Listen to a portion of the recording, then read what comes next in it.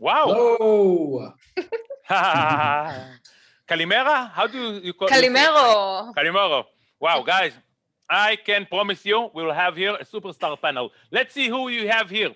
We have my friend Simas Simanauskas, and you know that everybody in the Lithuanian countries and also in the Latvia and in Estonia has like really, really cool names, very, very short, not very, very long names. The cool thing that I can tell you about Simas, that actually he's Lithuanian, he also looks like Scandinavian a bit. He studied international relationship in London. Actually, you know, he's from UK, like Will Young, and he came back with a vengeance to the Baltics. He is with ConnectPay, which is probably many of you know because it came like a household name in the gaming industry. But he's one of the first employees to work in ConnectPay, and now he's actually the head of payments of all ConnectPay, which is a payment company, which is it's for me, it's a cool opportunity to have Simas with me here on stage. He's also an avid kite surfer. But do you have actually kites? Where do you surf kites there in Vilnius? We do it in Klaipėda. It's a port city, very similar like Haifa in Israel. So he knows already. Yeah, and we do kite surfing here. We actually call it kite surfing Mecca in Lithuania. Unbelievable. So thanks a lot for having me on this panel. Pleasure. Amazing. Thank you so much, Sima. Thank you so much. And it was cool because I was like a few weeks ago in Dubai, and we saw Jack Simas, you know, met plenty of people there and very, very well connected, you know, in the industry and also in general. And I thought myself, maybe, you know, the international relation degree can actually help in international relations. Will Young only looks young, even though, you know, his name can sound very, I heard it before, Paul Young, John Smith, Will Young, sounds like, you know, like a name that a casino VIP manager will say, my name is Will Young, even though I don't know where he's based. So Will Young, that's his real name. That's his real. I saw his passport, so that's his real name. And now, and the good thing about Will Young is actually, you know, director of business development at Cryptopay. He's not that young. Sorry to say, Will. He's almost 30. Almost 30. Don't tell my secret. Almost 30. You know, being young in our industry, it's not an advantage. It's not an advantage. I'm telling you openly. You know, everybody. You know, Maayan, she is young. Yeah, but Assaf is probably my age. I think I was born in 76. Yeah. You're 75. 75. Yeah. I don't think it's an advantage, but Will, you know, he has years of experience in the industry, and his company is probably one of the oldest, if not the oldest, in the crypto space. And I'm really happy, you know, to have Will, that instead of working with my clients who will now complain why their applications is moving forward, just kidding, he's here. And I only knew that I can call him because I know that they're in good hands with Cryptopay. So thank you, Will, for joining me here. Thanks for having me. Thank you, Will. Thank you. Then we have Mr. Assaf Stieglitz. Assaf Stieglitz, it sounds a very Polish name. Very Polish name, but actually, I think the origin is Polish. I saw your father. German Polish. No, I saw your father in your wedding in Acres, like I think 8 years ago. When did you go? 6 years ago? I don't remember. 7 years ago. 7 years ago. I remember that. So it's a very beautiful place, and I saw all your family look like hardcore Polish. But right, it's not Polish. No, the origin is Germany, but the ancestors are from Poland. So you can say it's Polish. I can tell you about Assaf. He's Polish maybe, but he works with German standards. You know, we can say something which is impolitically correct, but only we can say it without being, you know, sounding strange. Assaf works with very high German standards. It means that as an affiliate, he works very professional. You know, and I can see, you know, it's not that I'm now dealing myself with all of your contracts. It's probably people from my team, but we all the time gets really good compliments about you, about the partners that you choose to work with, and about your job in general. So thank you, Assaf, for joining me. Also, the thing thank you very much, Tal. Thank you so much. The thing that normally people do not know about Assaf, that and actually contradicts many of the theories about affiliates in general, that, you know, he has a degree in computer science, and also like he comes from a very scientific background. That's also cool. And this is actually very similar to what happens like with ConnectPay, where you have actually a CEO, you know, instead of taking like the CEO who's like an ex-banker, like, sorry to say, some of our best clients have a CEO, a 50 or 60 years old ex-banker, But ConnectPay, after when they had some kind of change in the management, they took their CTO Marius Galdikas as their CEO, and I think it shows something about the company and their innovation, and I like it. And that's also very similar to what Assaf, and he leads the company as a technology guy, which it shows in all of the other teams, and I really like it. So thank you, Assaf, for joining us. Thank you. Great. Last but not least, but probably one of the most important panels, and even the moderator here, one of, let's say, the pillars of our law firm, Maayan, and I believe many of you know, I opened my firm in 2003. I was working, in probably one of the best law firms in Gornitsky, but not on the most, exciting on international taxation and not very exciting stuff. And then, very, very, very short afterward, only doing gaming, first clients, Playtech and, JP Morgan, etc. And I can tell you that fast, it just collected more and more team members. Maayan was one of the first employees also. And I'm really happy to have Maayan with us here. Since her internship, she's with here. And I'm really happy to have you here. She heads our contract law. So dealing with terms and conditions, also with labor law. Labor law, by the way, became like a big issue for many players in the industry. I'm sure that ConnectPay and Cryptopay and also Wise Fox and Odds 1x2 and none of the delegates who are now seeing have any issue of labor law. But I can tell you that in our law firm, probably the top 3 issues that are dealing in the litigation sides are labor law, labor law, which Maayan probably, if you want, if you have time, can also discuss it. Also, disagreements between partners. And the third thing is like issues with the PSPs, like blocked funds, etc.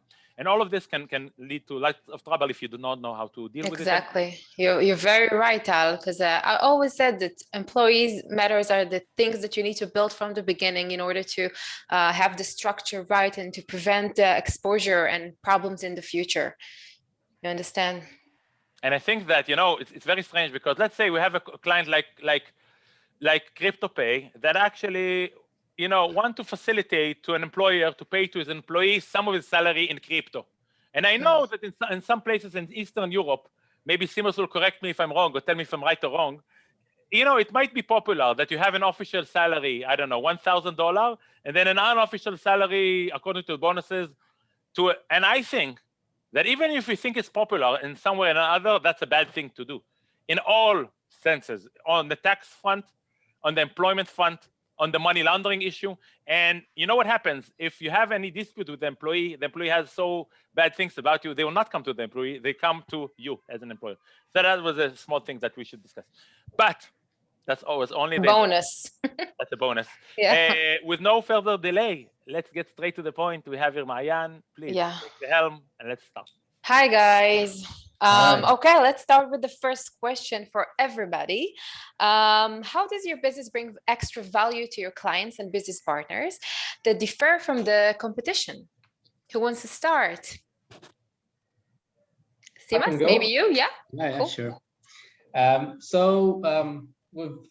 We got ourselves established like 3 years ago. And during this time, we've grown massively. Year on year growth, more than 100%. But with that growth also comes a responsibility to ensure your processes are robust, your infrastructure is robust and bulletproof, and your employees, can be trusted, have very high, I would say, knowledge and very good understanding of what we're doing. And in those 3 years, we've started, from a few employees, and we've built now this company that, I would trust, my own money with, and whoever else's money with, because of the robustness that it has built in. That is very smart. Yeah. You want to add something, Simas? Or yeah, sure. Okay. I mean, this transition happened. It cannot happen overnight. It doesn't matter how good employees you have. However you're starting, processes change, legislations change, and the way we adapted in those 3 years, I think we've really set up our company for further growth and further trust from our customers. So Very I think nice. this robustness that we built into the company is what differentiates us from the others. Can I add that? Can I add that? And Of course, Tal. Yeah. Simas is a modest guy. You know, I saw him in Dubai. He doesn't know how to sell himself because, sorry to say, he's so modest. But I saw He doesn't need to sell himself. He's self. That's you know. even better. That's even better. He's a bright guy, and I saw the answer when people asked him very specific questions on correspondent banking, and he knew what to answer. And he said, "Listen, it's fine. If you want to work with that bank, that's fine. Go ahead. If you want to work with that crypto solution that takes you 5% that you need to communicate via Telegram because you don't know who, that's fine." But at the end of the day, all those people, at the end of the day, just work with legit companies and come back to me, Tal, who can you recommend? And I'm not working with everybody. Even on the B2B side, in the platform side, you can find, you know, the game developers that promise you in 4 weeks to go live, and you know, in 4 weeks maybe you have a small draft. I think it's very important. And what I also like about ConnectPay is one, reliability, and second that, you know, when I come to your team with an idea that I heard from one of my clients to develop, I think that they're very fast to consider. I'm not saying that they all the time agree to what I say, but on innovation, it's really cool about your company. What I can say from this side. Yeah, and Tal, that's exactly what we've experienced. Yeah, that there are a lot of companies out there that promise you a lot, that sell you a lot, and say, "Oh, we can do this. We'll send your, you know, Chinese yen, Japanese yen, ruble. Yeah, exactly. We can do anything." We don't do that anymore. Exactly. We only promise what we can deliver, and what we do it well. So we have a wide correspondent network. We have the currencies that we have, and we support really wide scope. And as you said, in the gaming industry, ConnectPay, I think, is a household name. Thank you so much. Thank you. Will, what do you say about? Yeah. I'll go next. So we're offering a payment gateway which enables merchants and businesses to offer their customers the option of payment in cryptocurrency. So we receive the payment from the customer, and then we automatically exchange it back to the merchant's local currency.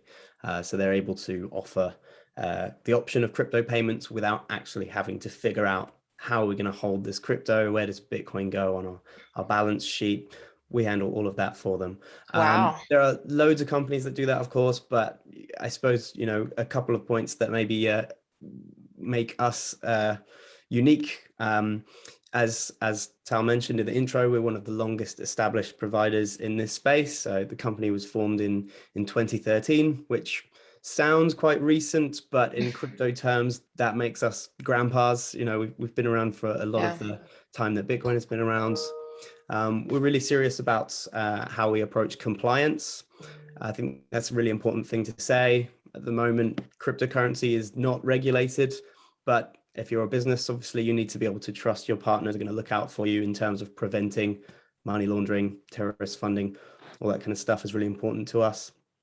And of course, you know, obviously we'd like to think we're competitive on pricing without sacrificing the quality of our product. Let me emphasize that point, Will, because, you know, the funny stuff is that many people think that, you know, good stuff come at a price. You know, if you want a really good car, you can buy a Maserati, you know, it will cost you, I don't know, a high price. If you want something even, I don't know, maybe better, you can go on the Aston Martin, on the McLaren, okay?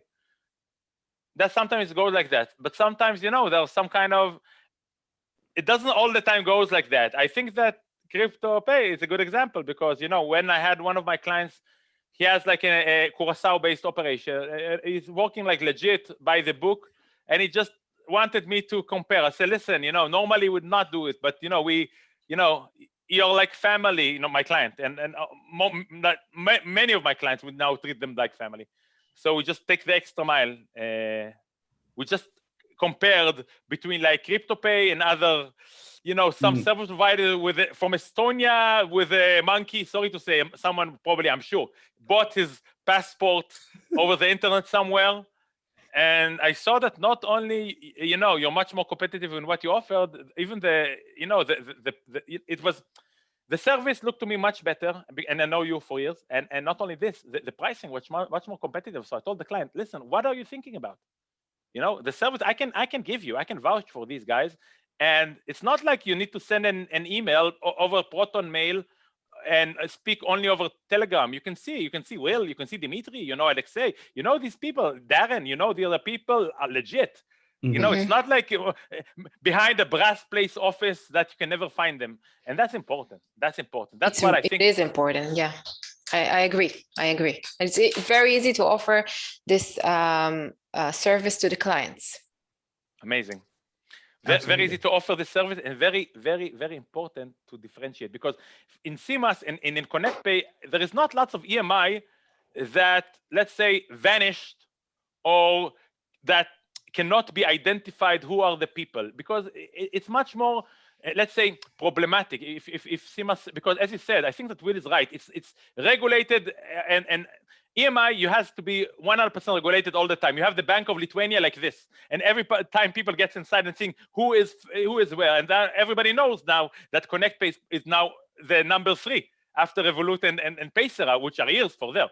But in the crypto, you don't really know that, and then because of that, it's important to see the face. That's what I think. Assaf. Okay. And we've actually, moved into number 2 after Paysera, so we're now number 2. You're now number 2. Wow. Congratulations. Wow. Thanks. So you know what it means. And the number 1 has 52%. It's like Revolut, which started actually with UK. And it's like, it's not even a competition. It's like you're being, I don't know, competition against Lloyd's TSB or I don't know, HSBC. Like in that sense. So it's we'll get there. Yeah. Amazing.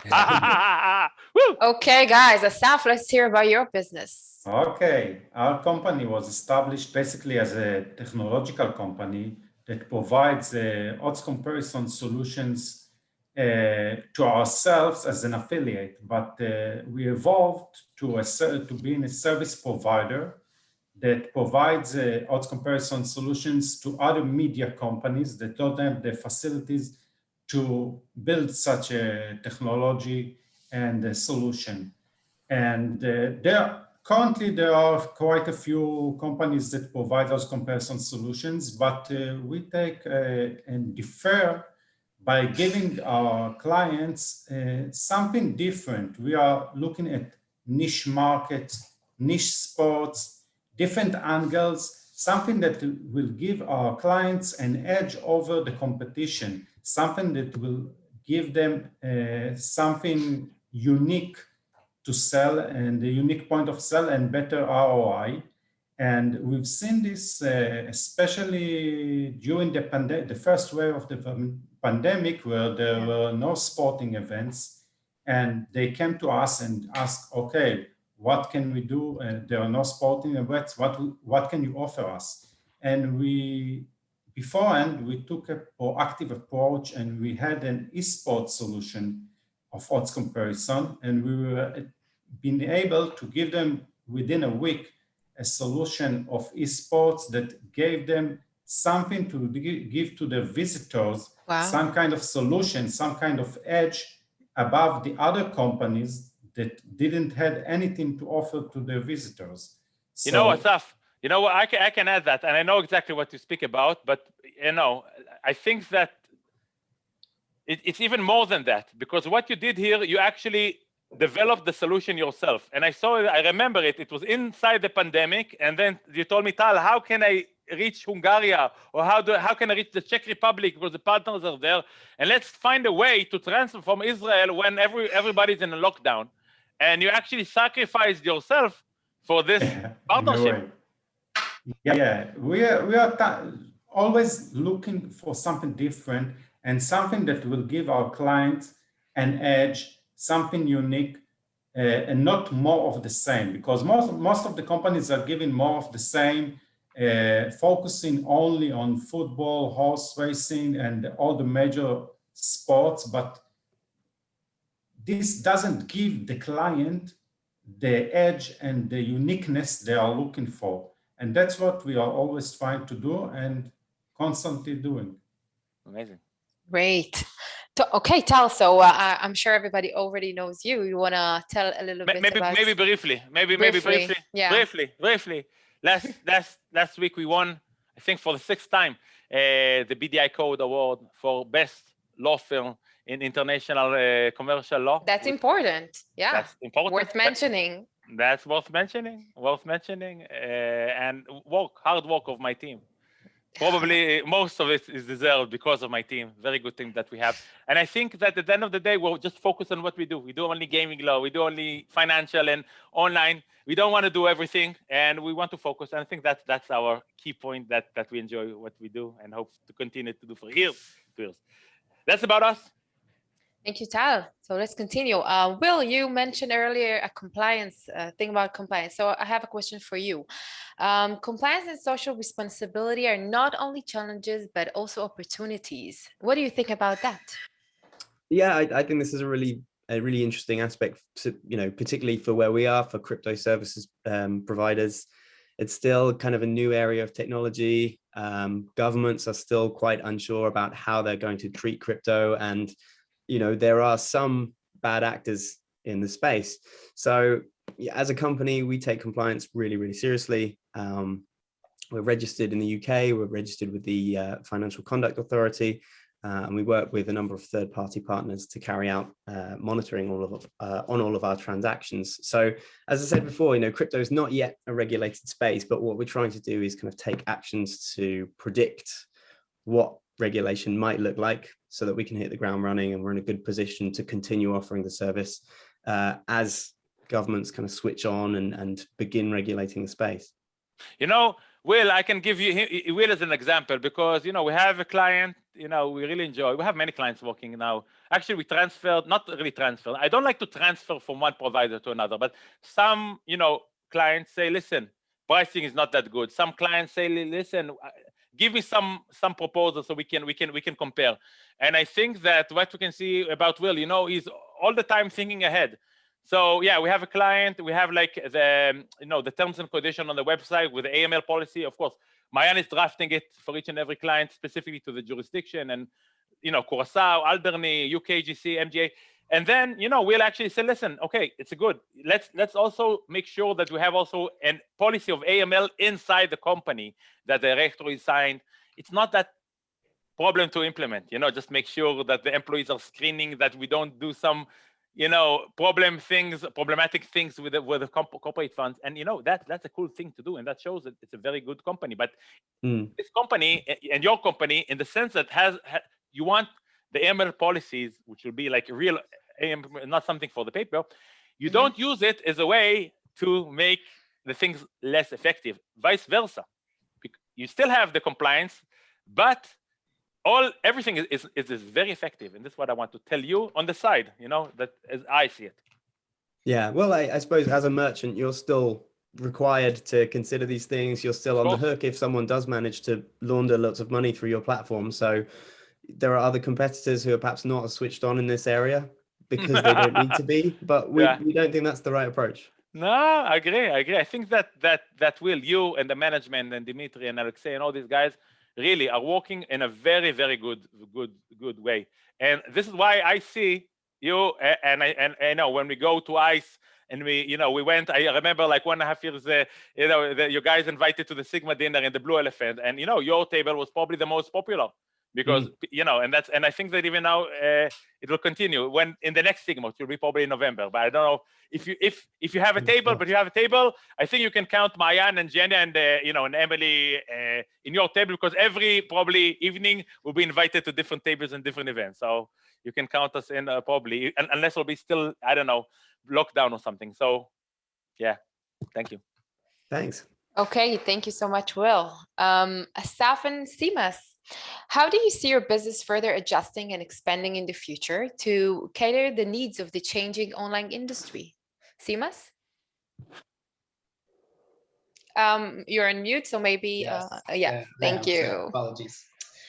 We've been talking to our clients a lot about what they required and what's important for them. And we started only from SEPA payments. So very basic payments in euros, that are quick and efficient. And we've kind of been building our value proposition from then on over the years, and we'll continue to do so. So we're now launching next month, we're launching SEPA Instant, which will allow our customers to do instantaneous payments in euros. So this will be an upgrade from our kind of main offering, and this will become available to all of our customers without any extra charge. We're as well building, and actually we've already launched our MVP for the payment gateway.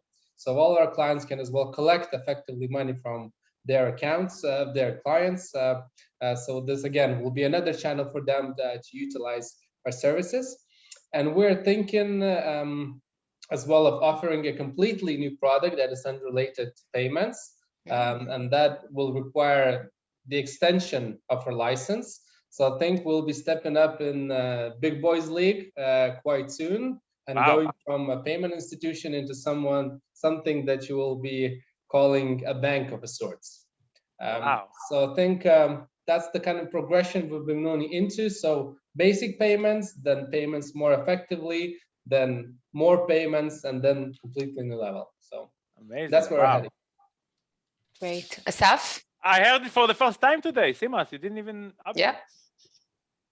When talking about the future of the sports betting industry, I think the biggest challenge is the shift of generations. The old school punters are getting old, of course, and the next generation is the millennials.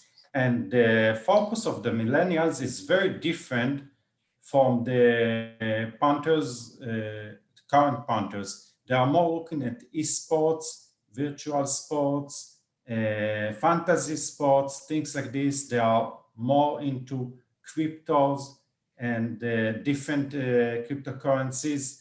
And what we, as a company, need to provide to our partners is something which is a bit different in a way than what we are currently after. Because currently we are focusing mainly on football, horse racing, and things like this. And we should, and we are currently working on, focusing on different angles, thinking about what will be the needs of the next generations that will come and the next punters, and giving them, as I said before, the edge above the competition. Because if we continue and give them the same type of content, same kind of data, then they will be stuck in a few years. And this is the biggest challenge that I'm seeing as a service provider here. Thank you so much, Assaf. Okay, guys, all of you are very experienced service providers. They worked in the industry for years. So please let our viewers some tips about how you can build relationships that last. Will, you want to start? Yeah, sure. So I suppose a lot of people think of crypto as this new exciting thing, but at the end of the day, a payment service provider is exactly that. It's a payment service provider. So it's all the kind of standard things, I think, really.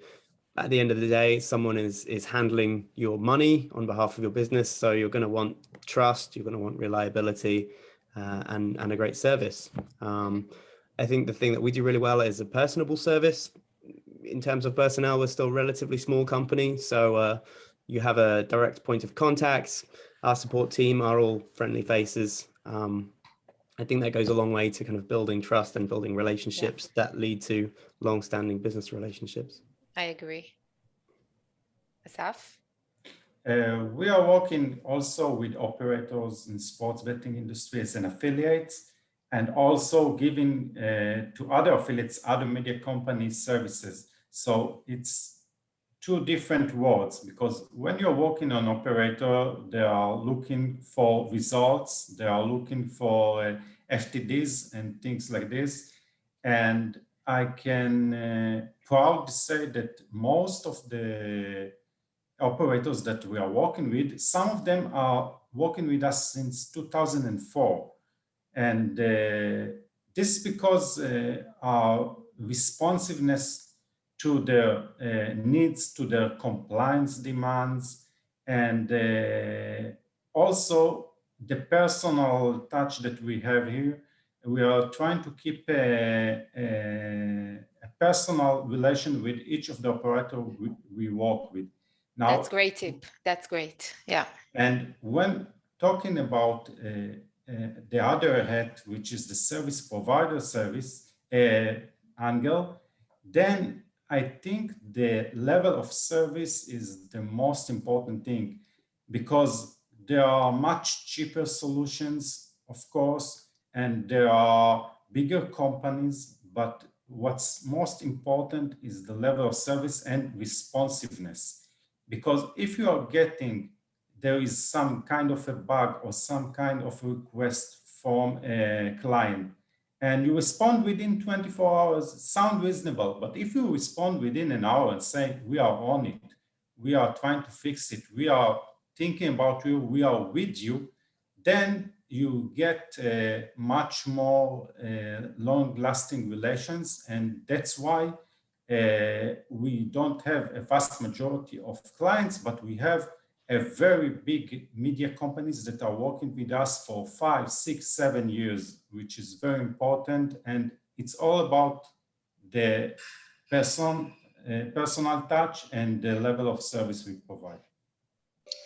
I can only agree with this two gentlemen here regarding the personalized service, and as well as, active problem solving. That are two very critical things, for the customers and for the building relationships. And just on top of that, I think, it's something that I've mentioned just, when I was starting.